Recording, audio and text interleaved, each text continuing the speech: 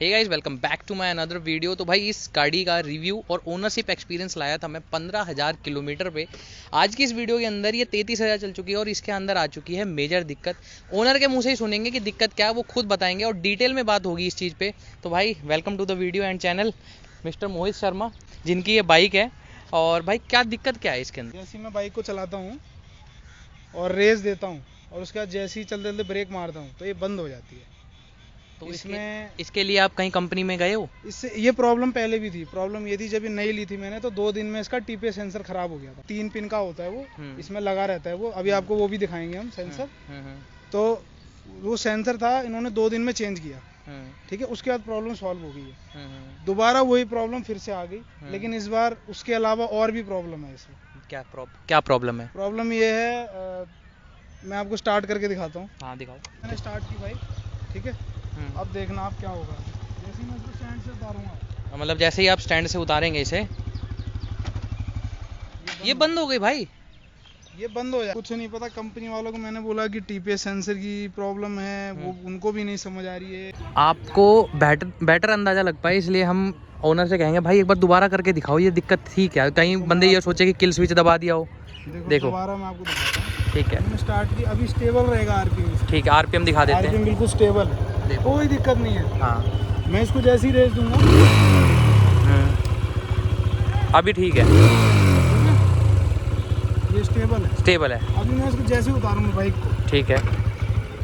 कहीं ऐसा तो नहीं है कि इसका जो स्टैंड का कट ऑफ सेंसर होता है स्टैंड में, लेकिन cut off sensor only single वाले में है, सिंगल वाले में आता मैं है। आपको ये भी दिखा देता हूँ, हाँ ठीक है। हाँ अभी तो फिलहाल ये बंद ही हो जाएगी। हाँ, चैन को लगाते हैं, ये देखो बंद हो के, हाँ मिसिंग मारी। अभी स्टैंड ये लगा हुआ है। हाँ हाँ, अभी मैं गियर में डालूंगा, ये बंद हो जाएगी। बंद हो जाएगी, ठीक है। अभी जैसे ही मैं दबाऊंगा ये नहीं स्टार्ट होगी। तो इसमें मतलब क्या प्रॉब्लम हो सकती है? मतलब टीपीएस सेंसर तो आपने बता दिया। अभी ये देखो, मैं स्टैंड गिराऊंगा, नहीं बंद हुई। कौन सा स्टैंड है ये? छोटा वाला स्टैंड जो है, हाँ मैंने लगाया तो पहले तो बंद हो जाती थी। ये देखो, ये जो सिंगल स्टैंड, जो मेरा डबल स्टैंड है, वही लगाने पे बंद हो रही है। तो अभी मैं जब इसे चला के लाया ना, तो ये जो इसकी आरपीएम लाइट है, मेरे ख्याल से लिमिटर है ये तो लिमिटर, ये तो जलेगा, आप स्पोर्ट्स मोड पे जलेगा ये। नहीं, मैं उस पे अर्बन मोड पे लेके आया था इसे। हाँ, अर्बन मोड पे इसका लिमिटर बीच बीच में जल रहा है, कभी हॉर्न नहीं बज रहा है। हाँ जल रहा है, बिल्कुल हो रहा है ये। इसके हॉर्न में क्या है, बहुत जल्दी एक प्रॉब्लम ये है, तो टीवीएस ने बोला है हमने क्वालिटी बढ़ा दी। इससे जो पहले का BS6 वाला मॉडल था, जिसमें सुई वाला मीटर था, मैं आज भी पछता रहा हूँ। अगर मैं वो ले लेता तो ज़्यादा सही रहता। इसमें क्या दिक्कत है, ये आपको लग रहा है क्वालिटी अच्छी है, लेकिन इसका हॉर्न जो है ना, ये देखो कभी बज रहा है।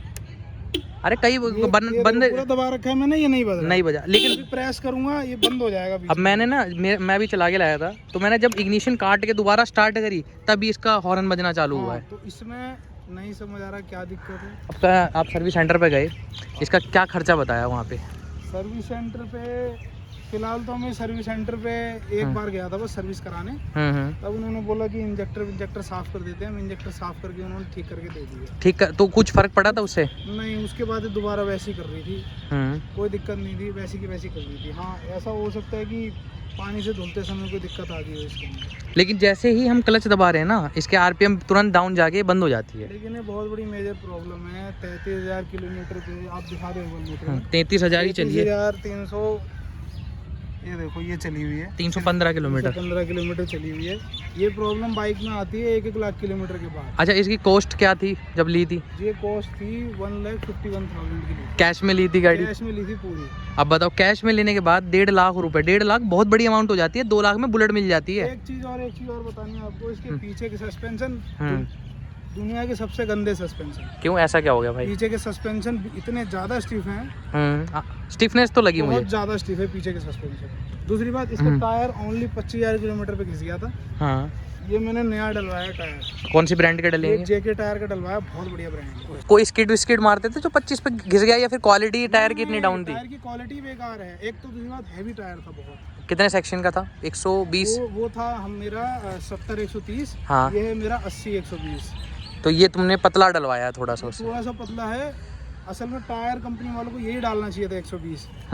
130 में क्या होता था कि बीच की वॉल एक बार घिस जाएगी ना, तो फिर ये बाइक स्किड भी मारेगी। और पंचर तो इतने हुए थे इसमें, मतलब ये समझ लो 500-600 के तो मैं पंचर लगा दिए इसमें। 500-600 के पंचर और एक टायर। 600 रुपये जो, और 500-600 के नहीं, मैं आपको अंदाजे से बताता हूँ, ज़्यादा ही पंचर लगे होंगे इसमें। अच्छा। और जबकि 1800-2000 में तो नया टायर आ जाता है। 2000 में टायर आ जाता है। पड़ी थी मुझे 4200 रुपये। 4200 रुपये, और वो भी वारंटी दी है कंपनी ने। अच्छा। 5 साल की, कोई बबल हो, फट जाए, कुछ भी। बहुत बढ़िया। अच्छा, तो इसका खर्चा कितना बताया है जो ये चीज़ खराब है इसके अंदर? इसका खर्चा अभी फिलहाल अभी मैं दोबारा नहीं गया हूँ सर्विस सेंटर। मुझे जाना है सर्विस सेंटर एक बार, लेकिन प्रॉब्लम ये है इसकी मैंने सर्विस बाहर से करा ली थी, तो वारंटी आउट हो गई। तो प्रॉब्लम ये है, वो ये कह रहे हैं कि वारंटी आउट हो चुकी है, इसीलिए मैं वापस आ गया सर्विस सेंटर से। अच्छा, तो उनको भी नहीं समझ आ रहा है अभी क्या प्रॉब्लम है। अच्छा, सर्विस सेंटर वालों को समझ में ही नहीं आ रहा कि प्रॉब्लम क्या है। मैंने एक सर्विस सेंटर में दिखाया था, दूसरे में जाऊंगा मैं, उसमें दिखाने के बाद फिर बताऊंगा क्या प्रॉब्लम थी। किसी बड़े में ट्राई करो, क्योंकि हमारे एरिया वाले में हमें लगता है चोर बचते हैं भाई। अच्छे सेंसर। वो लास्ट में टीवीएस रेडर का भी हमारा जो एक्सपीरियंस था बहुत बेकार था। और मैं आपसे बोलूँ कि आप इंडियन ब्रांड से बढ़िया, तो आप, मैं बता रहा हूँ, है टीवीएस। अच्छा, एक बात बताओ, 1,52,000 रुपये की ये पड़ी, 51,000 रुपये। अभी पल्सर 400 आई है KTM के इंजन के साथ, वो 220 की है। ज़्यादा डिफरेंस नहीं है ना, ज़्यादा मतलब एक 160 सीसी की बाइक और एक 373 सीसी की बाइक, लेकिन उसमें माइलेज का इशू रहता है हमेशा भाई। वो परफॉर्मेंस वाली बाइक है। मैं आपको प्रीफर करूंगा, आप पल्सर से बढ़िया तो डोमिनार ले लो, आपको प्लेटफॉर्म भी ज़्यादा अच्छा मिलेगा, ज़्यादा अच्छा और मिलेगा, चैसी भी ज़्यादा अच्छी मिलेगी। दूसरी बात, वो एक टूरर बाइक है। तो इसका खर्चा आप मुझे कुछ बता रहे थे कि क्या खर्चा क्या इसका आ रहा है? ये मैंने कंपनी वालों से ये पूछा कि इसका, फ़ोन करके पूछा मैंने कि इसका TPS सेंसर कितने का, तो उन्होंने बोला TPS सेंसर इसका आता ही नहीं, आपको पूरी थ्रोटल बॉडी डालनी पड़ेगी। वो कितने की है? वो 9,000 रुपये का खर्चा बताया, थ्रोटल बॉडी का। थ्रोटल बॉडी पूरी भाई वर्क तो कर रही है, और क्या चाहिए? दिखाओ दिखाओ, क्या दिखाना चाहते हो? दिखाता हूँ आपको। हाँ, जो कंपनी वालों ने जो चेंज किया था, वो ये चेंज किया था। ये होता है TPS सेंसर। हाँ, थ्रोटल को पोजीशन करने वाला। ये है TPS सेंसर। ठीक है, ठीक है, उन्होंने ये चेंज किया था। ठीक है, ठीक है, उसके बाद ये चेंज करने के बाद जब उन्होंने चेंज किया, ये सही होगी। ठीक है। और RPM की दिक्कत भी यहीं से आती है। अब हाँ। या तो इसकी प्रॉब्लम निकलेगी। मेरे को एक बात बताता हूँ, देखो 4 व्हीलर के अंदर भी थ्रोटल बॉडी होती है। अब काम ये होता है कि आइडल पे ये सिचुएट रहता है, ताकि जो RPM है, आप रेस छोड़ दो, आपकी थ्रोटल बॉडी बिना खुले आइडल पे ये एयर पहुंचाता रहे। तो इसमें कई बार कैलिब्रेशन गलत हो जाती है, इसकी कैलिब्रेशन भी गलत हो सकती है। अगर कैलिब्रेशन गलत है तो सिर्फ ये मात्र मुश्किल से 100-150 का काम है, और नहीं है तो 9,000 रुपये का काम है। वालों ने ये बोला है कि इसमें लगा रहता है, OBD 1 है इसके अंदर। ठीक है, अब तो OBD 2 आ गई है। वो लगा के इसका जो RPM है वो सेट करके इसका एरर सेट कर देंगे, एरर सेट हो जाएगा। मैं कम से कम अभी शायद 2.5 से 3 किलोमीटर इस बाइक को चला के लेके आया हूँ, और उसके अंदर ना कम से कम मोर देन 30 टाइम से बंद हो चुकी है। और भाई इतना इरिटेटिंग है ना, कई बार एकदम से आपको थ्रॉटल लेके निकालनी है, वहाँ पे ये बंद हो जाती है। हाँ, बिल्कुल यही प्रॉब्लम है।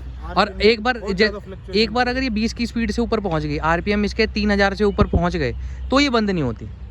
ये प्रॉब्लम 3000 से नीचे आती है। 3000 से नीचे ही है ये प्रॉब्लम, और एकदम से आप रेस छोड़ दोगे ना इसकी, तो डाउन हो जाते हैं एकदम RPM। हाँ, बंद हो जाती है। अच्छा, एक बात बताओ, इसमें और इस बाइक में और कुछ इशू लगे हैं आपको, जो मतलब इसकी कॉस्ट? इंजन हीट बहुत ज़्यादा होता है। हीट का तो आप पहले भी बता रहे थे, बहुत ज़्यादा हीट होता है इंजन, बहुत ज़्यादा। शॉर्ट स्ट्रोक है ना भाई, स्ट्रोक छोटा है ना इसका, लेकिन ज़्यादा होता है। जिससे पहले BS6 आई थी उसका इतना नहीं होता था। अब ये रीज़न ये भी हो सकता है कि टंकी इसकी बिल्कुल ऊपर ही रखी है। एक रीज़न ये है, इसमें 1 PS पावर बढ़ाई गई है BS6 के बाद। हाँ, 1 PS पावर बढ़ाई गई है BS6।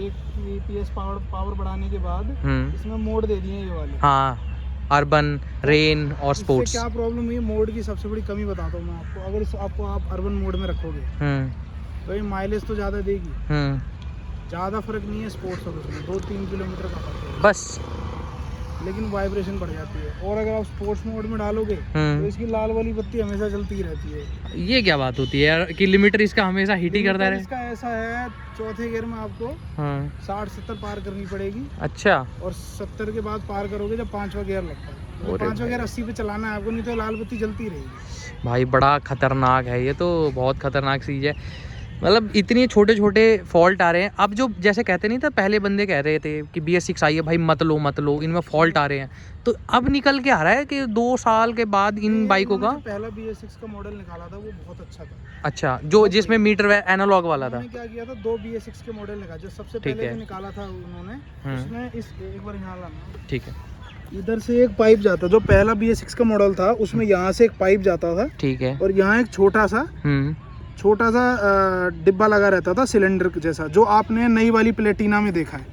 अच्छा, E20 वाली प्लेटिना में देखा होगा आपने, जिसमें 2 की जगह एक स्पार्क प्लग लगा दिया। ठीक है, उसके अंदर वो सिस्टम था। ठीक है। फिर इन्होंने BS6 का दूसरा लाए, उसके बाद इन्होंने क्या किया, वो निकाल दिया।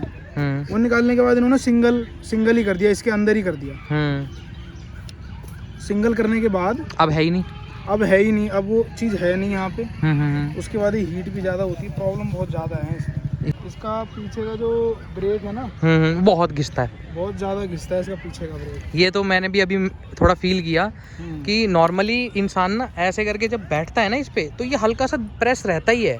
इसको ऐसा डिज़ाइन करना चाहिए था कि यार कंफर्टेबल के साथ साथ ना, आप ये प्रॉब्लम जाके YouTube पे देख लो, आपको TP सेंसर की प्रॉब्लम हर अपाची में दिखेगी। आप वीडियो देख लो जाके। नहीं, मैं देख के आया हूँ भाई, प्रॉब्लम बहुत ज़्यादा है इस बाइक में, इस पे कुछ करना चाहिए भाई। देखो हमारे व्यूवर्स हैं, छोटी सी प्रॉब्लम है ये, इंजन को कुछ भी नहीं होता। मुझे ऐसा नहीं लगता, मुझे ऐसा लग रहा है कि जो सर्विस सेंटर वाले हैं उन्होंने ट्रेनिंग नहीं ली है BS6 गाड़ियों को ठीक करने की। अनट्रेंड स्किल पावर है उनमें, मतलब मैन पावर है नहीं उनके पास।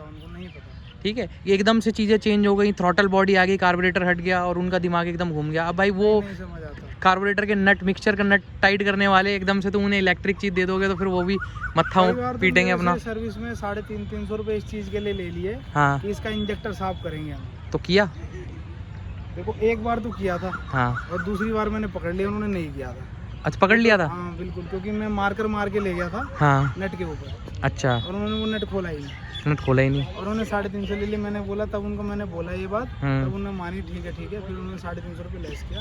हाँ, फिर मैंने उनसे पूछा, आप इंजेक्टर साफ क्यों करवाते हो? हाँ, कह रहे आजकल माहौल ऐसा है, हाँ, मिट्टी ज़्यादा उड़ती है, ये है वो है, ऐसे है। तो मिट्टी टैंक में थोड़ी चली जाएगी। मैंने उनसे ये बोला, मैंने कहा आपने इसके टैंक में अलग से मोटर लगा रखी है, एयर फिल्टर अलग से लगा रखा है, तो इंजेक्टर में मिट्टी कचरे का क्या मतलब है जाने? क्या मतलब है? ये भी बात सही है। इंजेक्टर साफ होता है 30,000 किलोमीटर, बिल्कुल। आप गाड़ियों में भी देख लो, आप गाड़ी लाख किलोमीटर के बाद खुलते हैं इंजेक्टर। किलोमीटर गाड़ियों में खुलता है। तो ये बाइक है, तो इसमें कंपनी ने बोला है 25 से 30,000 किलोमीटर पे, और आगे के शॉकर हैं वो 15,000 किलोमीटर पे भरवा लिया। कुछ नहीं किया उन्होंने? नहीं, उन्होंने कुछ नहीं किया। उन्होंने तो आगे के शॉकर मैंने भरवाए थे सर्विस सेंटर से। तो जब मैंने बाहर भरवाए शॉकर, तो उन्होंने मेरे सामने दिखाया कि ऑयल ही नहीं था इसमें बिल्कुल भी। 300 ml ऑयल डलता है दोनों में। हाँ। इसमें 50 ml भी नहीं निकला था ऑयल। तो कहाँ से राइड कंफर्ट आएगा? मतलब क्या, मतलब प्रोडक्ट अच्छा है, सर्विस से इंसान इतना दुखी हो चुका है। पीछे के पे काम करना चाहिए इनको, बहुत ज़्यादा स्टिफ है, बहुत ज़्यादा स्टिफ है। और अगर आप अब इनको सॉफ्ट भी करोगे ना, हाँ, अगर आप इनको सॉफ्ट करोगे तो फिर ये बम्प मारते हैं, उछल जाते हैं कहीं से भी, रिबाउंड ज़्यादा है, बिल्कुल इधर उधर भागता है टायर। ठीक, समझ गया भाई। देखो थ्रॉटल बॉडी से रिलेटेड प्रॉब्लम है, और कोई दिक्कत नहीं है। मिसिंग मारने की ये प्रॉब्लम बहुत ज़्यादा है। अगर देखो, अब मैं यहीं करता हूँ वीडियो को एंड, और जितने भी मेरे व्यूअर्स हैं वो देख रहे हैं और अगर उनके पास ये बाइक है और उनके साथ भी ये दिक्कत आई है, तो उन्होंने इसका सॉल्यूशन क्या किया था प्लीज़ कमेंट में लिख देना, ताकि भाई हमारे भाई को थोड़ी सी मदद मिल पाए। क्या पता ज़्यादा खर्चा ना हो के छोटे से खर्चे में काम बन जाए। तो यहीं करता हूँ वीडियो को एंड। होप सो आपको वीडियो इन्फॉर्मेटिव लगी हो। और असल मायने में ना एक बात बताता हूँ, गाड़ियों का ना बाइकों का जो रिव्यू है, या कोई भी 4 व्हीलर ऑटोमोबाइल से रिलेटेड किसी भी चीज़ का, गाड़ी बाइक, उनका जो भी रिव्यू है, वो रिव्यू भाई हमेशा कम से कम 2 साल के बाद समझ में आती है कि गाड़ी के अंदर प्रॉब्लम क्या आ रही है, क्या नहीं, मैन्युफैक्चरिंग में क्या दिक्कत है, इलेक्ट्रॉनिक्स में क्या दिक्कत है, चलाने में क्या दिक्कत है, वो वही बता सकता है जो ओनर है। ठीक है, रिव्यूअर तो बस शोरूम पे जाके भाई आपको रिव्यू करके दे देंगे कि नई गाड़ी में ये चीज़ें आ रही हैं, लेकिन उसका आफ्टर सेल सर्विस क्या एक्सपीरियंस है, सर्विस सेंटर का एक्सपीरियंस क्या है। तो इसीलिए ओनरशिप एक्सपीरियंस की अब सीरीज़ काफ़ी ज़्यादा चलने वाली है। आपको किसी गाड़ी का या बाइक का रिव्यू चाहिए हो तो कमेंट डाउन करना, मैं पूरी कोशिश करूँगा रिव्यू बनाने की। तो यहीं करता हूँ वीडियो को एंड, तब तक के लिए बाय बाय, और चैनल को सब्सक्राइब कर लेना, वीडियो को लाइक कर देना और बेल आइकन दबाना मत भूलना।